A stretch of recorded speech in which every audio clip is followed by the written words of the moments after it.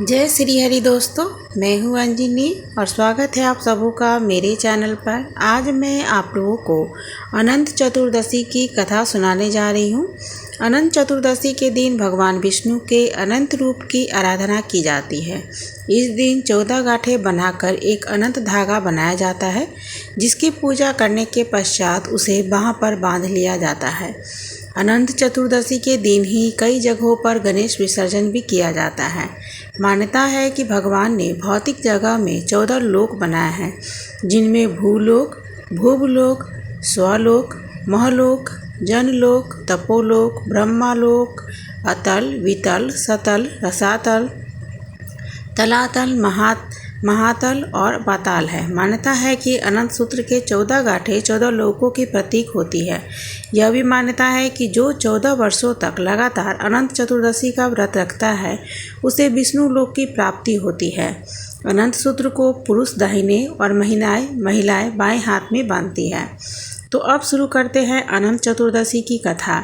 इस व्रत का जिक्र पुराणों में भी मिलता है। जब पांडव जुए में अपना सारा राजपाट हार कर वन में कष्ट भोग रहे थे, तब भगवान श्री कृष्ण ने अनंत चतुर्दशी व्रत करने की सलाह दी थी। श्री कृष्ण ने युधिष्ठिर से कहा था कि अगर वह विधि पूर्वक अनंत भगवान का व्रत करेंगे तो इससे उनका सारा संकट दूर हो जाएगा और खोया हुआ राज भी उन्हें प्राप्त हो जाएगा। भगवान श्री कृष्ण ने इस व्रत का महत्व समझाने के लिए एक कथा सुनाई थी। प्राचीन काल में सुमंत नामक एक तपस्वी ब्राह्मण थे। उनकी पत्नी का नाम दीक्षा था। दोनों की एक परम सुंदरी, धर्मपरायण तथा ज्योतिमय कन्या थी, जिसका नाम सुशीला था। सुशीला बड़ी हुई तो उसकी माता दीक्षा की मृत्यु हो गई। पत्नी की मृत्यु के उपरांत सुमंत ने कर्कसा नाम की एक दूसरी स्त्री से विवाह कर लिया। सुशीला का विवाह ब्राह्मण सुमंत से कौंडिल्य ऋषि के साथ कर दिया गया। विदाई के समय कर्कसा ने दामाद को कुछ ईंटें और पत्थरों के टुकड़े बांधकर दे दिए। कौंडिल्य ऋषि अपनी पत्नी के साथ अपने आश्रम की ओर निकल पड़े। रास्ते में ही शाम ढलने लग गया तो ऋषि नदी के किनारे संध्या वंदन करने लगे। इसी दौरान सुशीला ने देखा कि बहुत सारी महिलाएं किसी देवता की पूजा कर रही है। सुशीला ने महिलाओं से पूछा कि वे किसकी प्रार्थना कर रही है। इस पर उन लोगों ने उन्हें भगवान अनंत की पूजा करने और इस दिन उनका व्रत रखने के महत्व के बारे में बताया। व्रत के महत्व सुनने के बाद से सुशीला ने उस व्रत का अनुष्ठान किया और 14 गांठों वाला डोरा हाथ में बांधकर ऋषि कौंडिल्य के पास आ गई।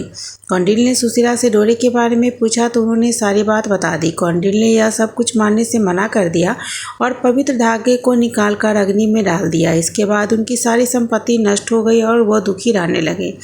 इस दरिद्रता के कारण अपनी पत्नी से कारण पूछा तो सुशीला ने अनंत भगवान का डोरा जलाने की बात कही। पश्चाताप करते हुए ऋषि कौंडिल्य अनंत डोरे की प्राप्ति के लिए वन में चले गए। वन में कई दिनों तक भटकते भटकते निराश होकर एक दिन भूमि पर गिर पड़े। तब अनंत भगवान प्रकट होकर बोले कि हे कौंडिल्य, तुमने मेरा तिरस्कार किया था, इसी से तुम्हें इतना सारा कष्ट भोगना पड़ रहा है। तुम दुखी हुए हो, अब तुमने पश्चाताप किया है, मैं तुमसे प्रसन्न हूँ। अब तुम घर जाकर विधि पूर्वक अनंत का व्रत करो। 14 वर्षों तक व्रत करने से तुम्हारा दुख दूर हो जाएगा। तुम धान से संपन्न हो जाओगे। कौंडिल्य ने वैसा ही किया और उन्हें सारे कलेशों से मुक्ति मिल गई। श्री कृष्ण की आज्ञा से युधिष्ठिर ने भी अनंत भगवान का 14 वर्षों तक विधि पूर्वक व्रत किया और उसके प्रभाव से ही पांडव महाभारत के युद्ध में विजय हुए और चिरकाल तक राज्य करते रहे। इसके बाद ही अनंत चतुर्दशी का व्रत जो है वो प्रचलन में आया।